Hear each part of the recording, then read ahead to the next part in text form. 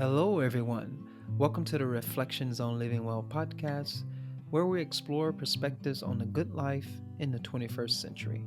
I am your host, Broderick. I hope you enjoy this conversation.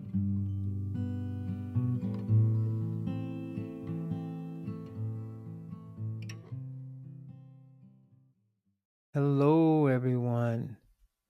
I am finally back. I unfortunately did not get this episode out when I wanted to. I am learning to accept that things don't quite always work out according to my wishes with this podcast. I really try to be consistent and avoid delaying the release of episodes.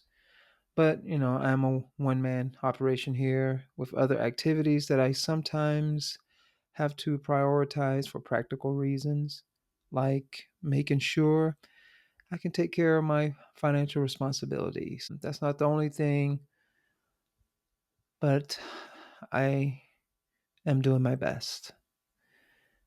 So thank you for your patience with me. Thank you for the positive feedback that I have received from a number of you. That's very encouraging. I need that sometimes. So, folks, if you are enjoying the podcast and value it, please share with others who may enjoy this well. And please write a review while you're at it. That is very helpful in bringing attention to the podcast. So, I've been in the process of moving the podcast over to Substack. Substack makes it easier to offer more content from one central location. As with this podcast, my goal with Substack is to convene a community of people interested in enhancing more well being, love, and goodness in our world through the exploration of ideas and engaging in activity that promotes those goals. Now, that includes this podcast, essays, and opportunities to learn some of the practices I have found useful in my own journey. Now, the podcast, as it is, will continue to be available to everyone at no cost, and I tend to keep it ad free, at least on podcast listening apps. YouTube, however, that's a different story. I have to figure that out. But I really don't like the idea of some ad popping up in the middle of these conversations. It's kind of a buzz killer, at least in my opinion. So I'm going to keep this podcast ad free. At any rate, you can sign up at broderickrodell.substack.com as a free or paying subscriber. The paying option allows you to support the work I am doing here to promote well being, love, and goodness. You hear me say that multiple times in this podcast episode.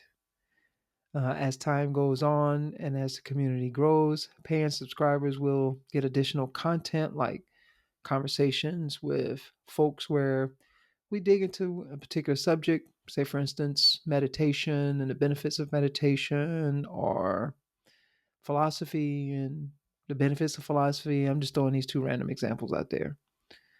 And also, you get the opportunity to practice with me and learn from me the various things that I've been playing around with in my exploration of life and my practice with various tools to facilitate my own well being. This all will require me to dedicate more time and energy. So I really do need your support to make this possible and sustainable.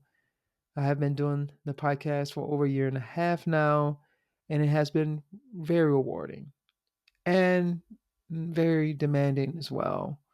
Lots of time and energy and effort. Especially this year for some reason. I wonder why. At any rate, the community is slowly growing, and I'm learning to be patient with the process. And I hope you will join me in building something beautiful together here on this podcast, as well as through Substack. So subscribe at broderickrodell.substack.com. Again, there a free option, of course, and then there's an option to pay and support me in the work that I'm trying to do here. All right, this is my first solo episode. I'll be honest with you. I have been hesitant to do this, which is a little strange since I originally thought I would host a podcast where it would be just me covering various topics related to well being, personal growth, development, evolution, all things pertaining to human flourishing. I thought I would do that, you know, uh, elucidating some of the philosophical interest that I have as it relates to freedom from suffering and liberating oneself from suffering. But um, decided that that doesn't really work for me for various reasons. Some of my hesitation stems from my discomfort with spotlighting myself. I am not naturally inclined to project myself into the public domain. Even though I'm doing this podcast, I have to push myself to do it. I am definitely much more monk like and would probably thrive in an ashram type of setting. So that's me, and I'm unapologetic about that. But nonetheless, you know, my priority is not to be highlighted necessarily, just for the sake of highlighting myself. And also, I just don't like looking into a camera and talking at myself. It just seems a little too performative for me. At any rate, this episode is audio only, and you never know. Maybe in the future, I can build up the courage to make a video recording as well. But I'm going to give this a shot and see what happens. So, before I jump into the subject of this week's episode, I really want to quickly reiterate that I am doing this podcast because I sincerely want to encourage more well being and love in the world. As I stated earlier, I desire to bring together a community of people who want to engage in actions that develop and evolve our capacity to express goodness, beauty, and love in our lives. How I am doing this is just as important as why I'm doing it. Now, I know there are many ways to hack the algorithms to maximize attention, things like posting lots of short form content on a regular basis, or getting on Instagram and posting something every day. I get it. Going and doing YouTube shorts. I get it. I watch those short form clips sometime myself. I see the value in it. Nonetheless, I am interested in an audience who is willing to involve their minds in a more or less 1 hour long conversation. To go through an entire arc of a conversation versus a quick clip, it's a different experience. Again, there's nothing wrong with that. So, preferably, we will grow an audience together who is interested in this long form content. By participating in such a conversation vicariously, it is my hope that you, as a listener, will be inspired to have such conversations yourselves and be inspired to engage in actions that contribute to the good life, not only for yourself, but for others as well. So, what I'm doing with this podcast is trying to encourage and inspire more thought provoking conversations and building a community interested in that. All right. Without further delay, I want to share with you some of my thoughts on this question of living well in our current socio-political moment. Don't worry, I am not going into the ins and outs of how we got here or the various details of what's happening in the news. I'm not going to do that. I'm not going to offer you an in depth diagnosis or prognosis. There are many pundits and various mediums that offer you that from various perspectives, so I'm not going to repeat that. What I want to do is offer you a framework for thinking about what's happening and the relationship between what is happening and the theme of this podcast, which is living well, the good life. All right. So let's start with the question that I posed on the podcast. What does it mean to live well? What is a good life? What makes life worth living? So I generally ask those three questions interchangeably, even though I'm aware that they are slightly different. But nonetheless, those three questions kind of creates a direction of exploration for the podcast. And you've heard different voices address those questions. 76 prior episodes? And there have been some common themes that have come out of these conversations. I want to offer you a framework for thinking about those themes and why it is inevitable that they would come up in this type of discussion. I will offer you here a framework for thinking about our current moment here in the United States, which can also be applied to any society as well. But since I'm here in the United States, I can better speak about our situation, or I have a better feel for our situation anyway. In order to address the question of what it means to live well, I think it's important to begin with the question, who lives well? Let's start with ourselves. Who are we? We are biological beings with a capacity to think, feel, make choices, and act on those choices. We also have a capacity to tell stories and ultimately live by, as well as modify those stories to fit our needs and desires as we experience living in the world. Now, we come into the world with our genetics, our innate tendencies, predispositions, and temperament that we have no control over. So we're born into the world with these capacities, tendencies that we have no control over. Nonetheless, these innate capacities inform how we think, how we feel, what we choose, and how we act. This is our nature aspect that influences our behavior.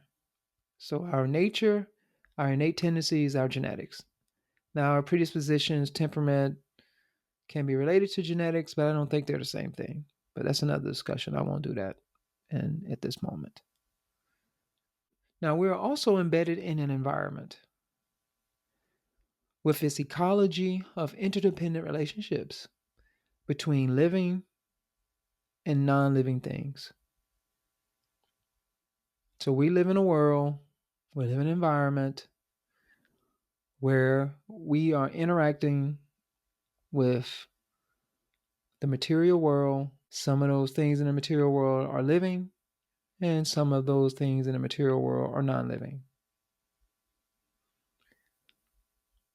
So this environment includes geographical location with its particular non human biological life forms, including all other non human animals, insects, microorganisms, etc., along with the family, community, society, culture, and the time and history that we were born into. So when we come into this world, we have no control over that. We have no control over our genes, our temperament. We get dropped into this world. I was dropped into South Carolina, 1974, in the 70s.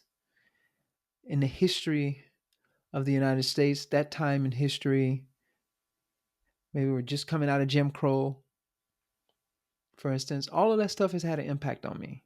It has shaped and molded the person that I am. All of these things influence how we think, feel, choose, and act in the world. This is the nurture aspect that influences our behavior. So we have our genetics, our temperament, our tendencies, which is our nature, and then we're dropped into an environment, and that environment nurtures us. Now, how we think, feel, choose, and act is informed by our innate tendencies and our historical experiences in this ecology of interdependent relationships that we are embedded in.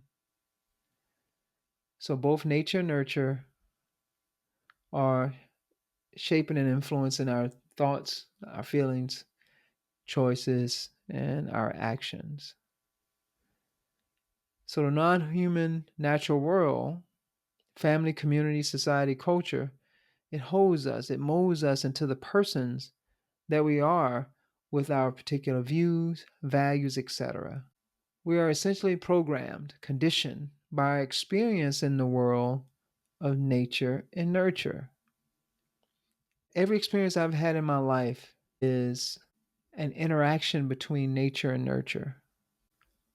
So let me give you an example. If, for instance, if you are brought up in a rural versus urban environment, the coast versus the interior, dry versus wet climate, a big family versus a small family, a single parent, no parent, both parents, religious versus secular, et cetera, et cetera, et cetera.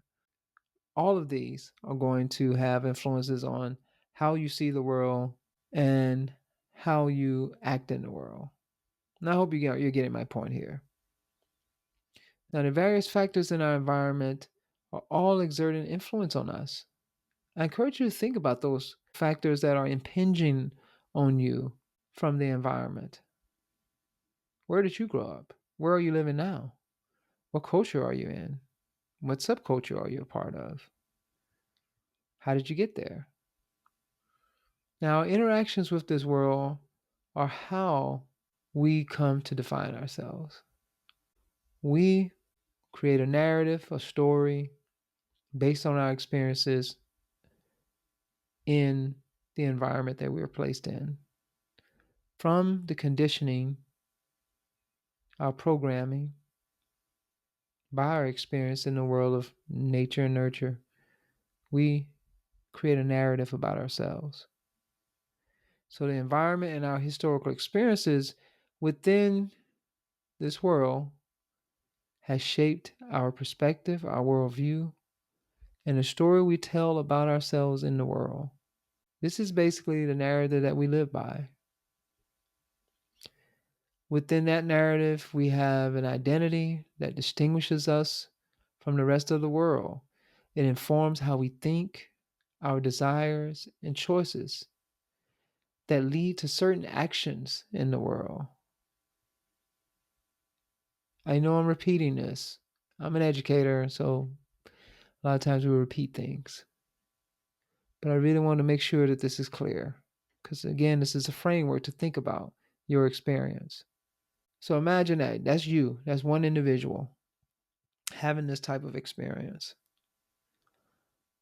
Now we're surrounded by other individuals with more or less the same capacities that we have, who have gone through the same process. Each one of us come here with tendencies, and we're shaped and molded by the environment that we find ourselves in. And each one of us are affecting each other by our choices and actions all the time. My choices, my actions influences the environment that you find yourself in. And that's why I keep saying we are embedded in an ecologically interdependent reality. So think about that for a moment. What does that mean? I wanted to draw this out so that you can see that we are not isolated beings in the world. We are an inexorable part of an interdependent whole. So when we ask ourselves the question what it means to live well, we must consider the various factors that are impinging on us all the time. We must question who we really are within the context of this interdependent reality. Where does my story about myself in the world come from? How did I get here? What are my values? How do I know what is good? What experiences in my life shaped my views? What are my views? How do I see the world? So, when asking the question, what does it mean to live well? It leads to who am I? And that leads to a whole set of questions related to who we are in our relationships with the rest of the world. Who am I beyond the narrative that I've created? Am I just my identity? You see how powerful this question is? So let me sum this up. No one lives in a vacuum, and therefore, living well must take into consideration our relationship with the world. Living well is within the context of our environment, an ecology of interdependence. What are my responsibilities in this interdependent world that I find myself in? How can I live well in a world where billions of other humans are asking the same question, knowing that we are all impacting each other by our choices? So, the importance of asking the question leads us down a path of discovery about ourselves and our relationships with the greater world. What responsibilities do we have for each other? So think about that for a moment. Reflect on those questions. You might want to rewind this if you like. So let me say a little bit about our current socio-political moment that we find ourselves in the United States. Again, these are general statements. I'm not going to go into details about all the craziness that's going on.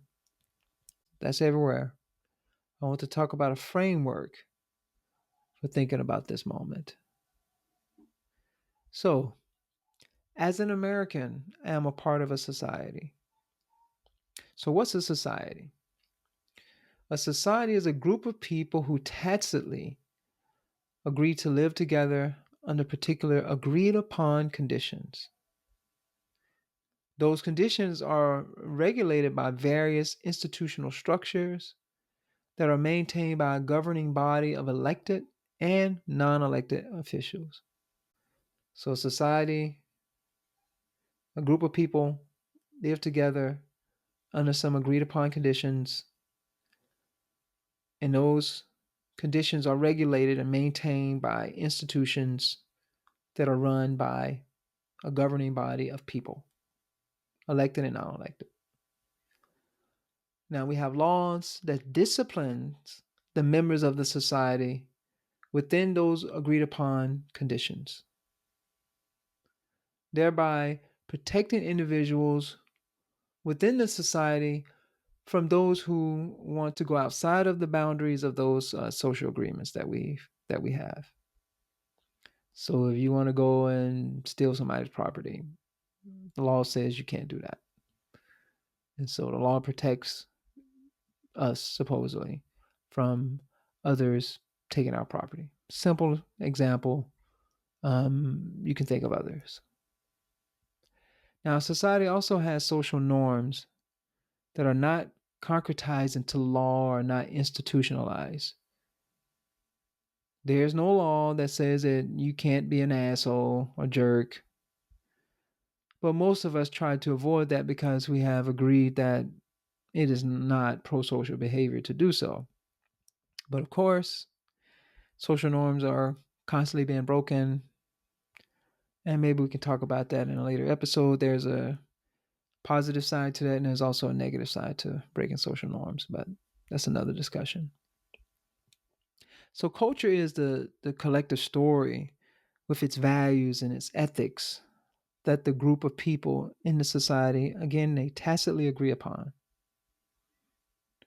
We don't have town halls where all 300 million of us get together and write down a list of things that we're going to agree on as a culture. This is a tacit agreement that just kind of naturally unfolds by us living together and exposing ourselves to each other. So, culture and its values are the waters we swim in. Culture informs both our social norms and the creation of institutions and laws, and vice versa. Social norms, institutions, and laws inform culture. So there's a feedback loop between culture, social norms, institutions, and laws. Now, I know this is an oversimplification, but bear with me here. This is not a PhD dissertation. I'm just offering you a framework to think about this stuff.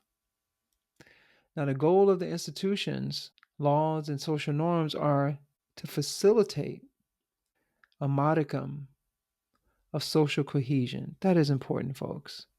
If we don't have social cohesion, some degree of social cohesion, the society is likely to collapse into chaos. If there's not enough stickiness between us, the society tends to fall apart. So I hope you see where I'm going with this. Depending on how large the group of people are, you are going to have different factions vying to get their needs and wants met. Now, the larger the group of people, the greater the chance that there are going to be differences in opinions about how to organize and structure the society we're going to choose to live in. Very large nation states like the United States will likely have very strong differences in opinions about how to organize a society. The greater the diversity of the people within a society will also likely lead to differences in opinions about how to live together. There is a constant struggle between voices about how they think the society should be. That makes sense, right? Different groups of people within a society have different opinions about how that society should run, should operate. This constant struggle expresses itself in the culture war. Now remember, culture informs the society, the structures in the society, the social norms, the laws, and vice versa. The culture war is what we are experiencing in an extreme way in our society. A lot of the dysfunction in our society is related to everyone not getting their wants and needs met. Remember, culture informs the institutions, laws, and norms. If a bunch of people are pissed off that things are not going their way, they're going to rebel and attribute the fact that things are not going their way to what they consider the dominant cultural force that is controlling the conditions of the society. So if your group has a certain set of values that you want to uphold, and it is in contrast with what you perceive are the values of the dominant culture, and therefore the governing body, you will seek the alternative. Makes sense, right? Think about what happened with abortion. Think about what happened with gay marriage. What laws have changed when certain people were in power as a result of the pressure of certain groups within the society to transform the law? So we're all vying for the capacity to get what we want in the society that we live in.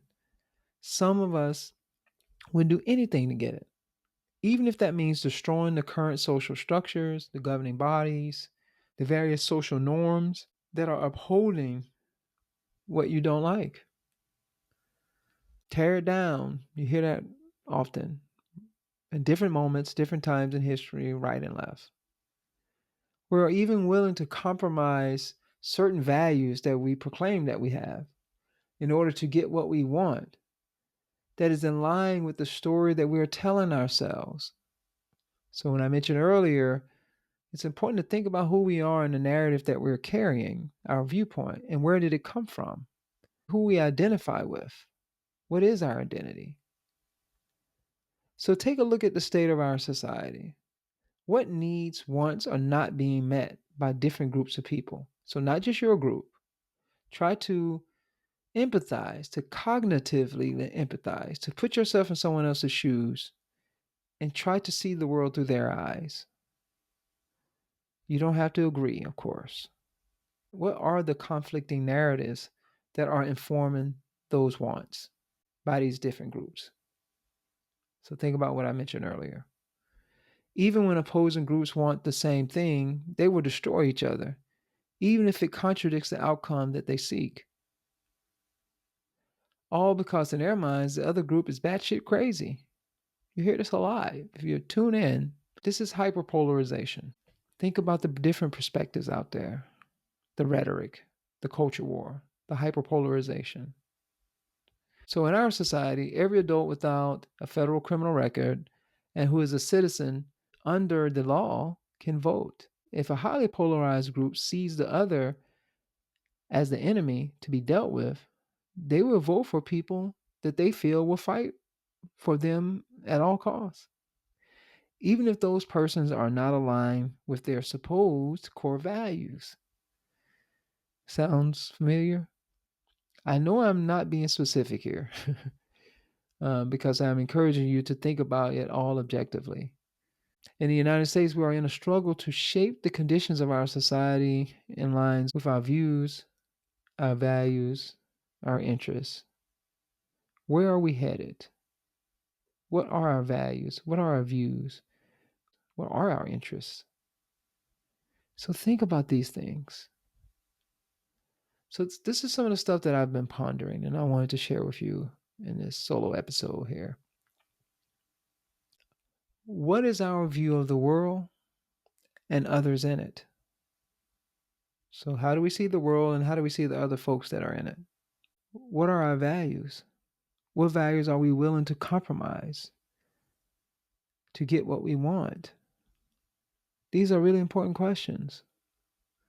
When people elect an individual into the highest office in the nation who blatantly lies without shame, who is an extreme selfish narcissist, morally corrupt, a grifter, cheat, etc. I mean, there's a long list here.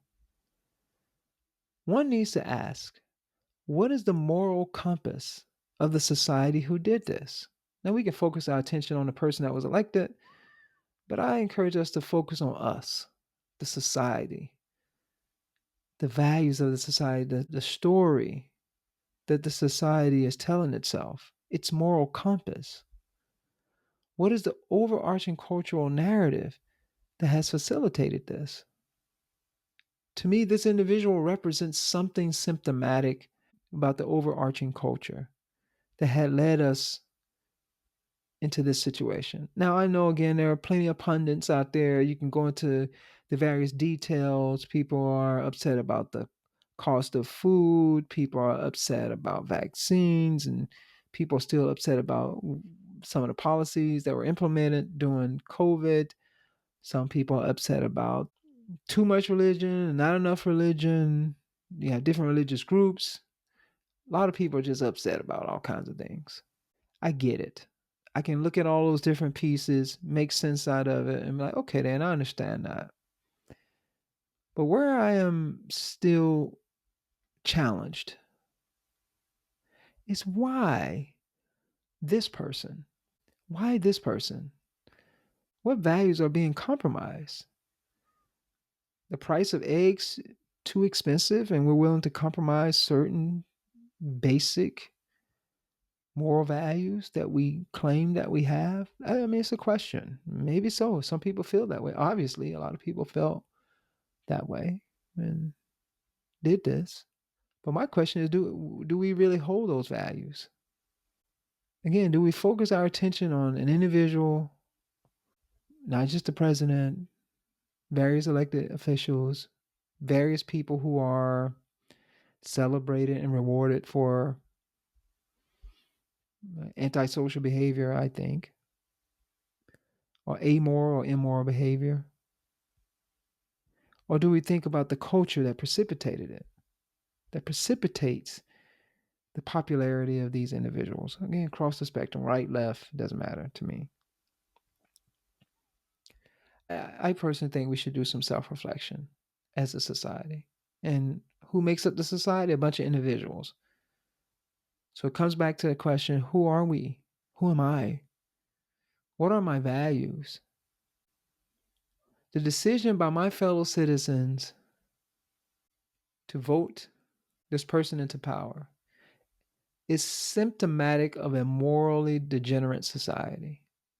I know some of you might be like, oh, that's very harsh. It's not just the politicians to blame for taking advantage of our moral delinquency. It's the moral delinquency that's the issue. Again, it's my opinion. And again, this is beyond right and left politics. I mean, it's all over the place if you look closely enough. What are the cultural themes that brought about this mess? Of course, one can argue the various historical reasons of how we got here. I get it. I look at a lot of stuff, folks. But at the end of the day, for me, What kind of culture precipitates and rewards this type of behavior? It's easy to point fingers. I do it. I know. But let's reflect on what role we are all playing in this mess. All of us. What kind of society are we? What is our perspective on what it means to live a good life? People are interested in a good life. They may not ask the question, but folks are interested in a good life. And for a lot of folks, a good life or a person that can provide a good life for them is, in my mind, a morally reprehensible human being. Now, I'm not saying that everything that this person does is bad either. I'm not. I can look at things in a nuanced way, but I think it speaks for itself if we are actually being honest about what we're seeing. Again, this is not a right left thing. It's a character question. So what is our perspective of the good life? I think the answers lie in addressing these questions. When we ask ourselves these questions, not just what a good life means, but a lot of these questions I've already posed throughout this podcast. And again, I have my opinions, but I do want to leave you hanging. I want to leave you with these questions for you to reflect on and ponder. Maybe we disagree. I'm sure we're going to disagree on some things, and that's okay. That's fine. But let's sit down and let's have a conversation. Let's ask ourselves these big questions. What makes life worth living? What is a good life? I mean, really sit with it. Again, I started this podcast because I felt that by truly digging into and wrestling with the questions posed by this podcast can help us look closely at ourselves and the world we live in by seriously thinking about who we are and the implications of our actions in the world, the implications of our story that we're telling about the world and telling about ourselves.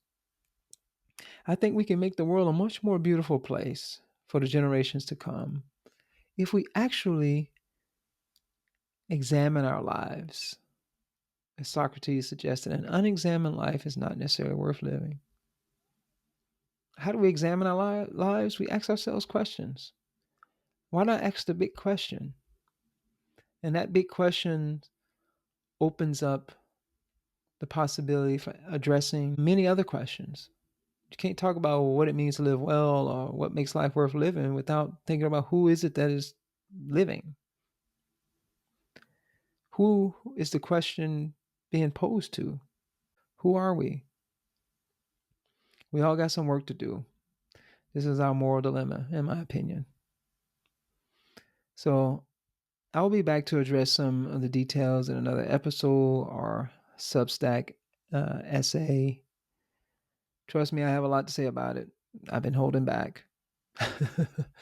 Nonetheless, I want to invite you to explore the questions I've proposed here. Again, I know I'm being repetitive here, but I think it's that important. I ask these questions repeatedly to myself as well. Who am I? What type of world did I grow up in? How am I seeing the world? Where do I get these views from? What are my values? Where do they come from? Where did they come from? What was my conditioning?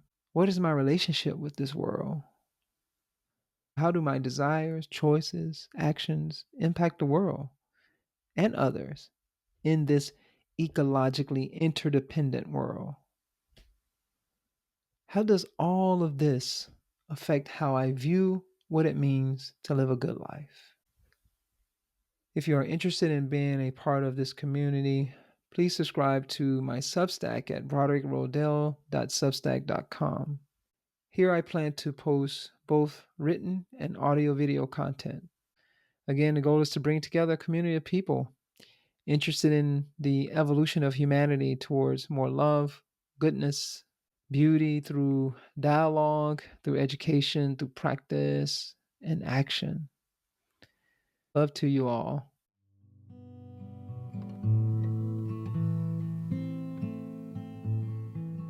Thank you so much for tuning into the show. I hope this conversation has inspired you to reflect on your own views of the good life. If you enjoyed the show and want to hear more inspiring and thought provoking conversations, please follow, write a review, and rate us on your favorite podcast app. If you are tuning in on YouTube, please hit that like button and subscribe. Your support is very much appreciated.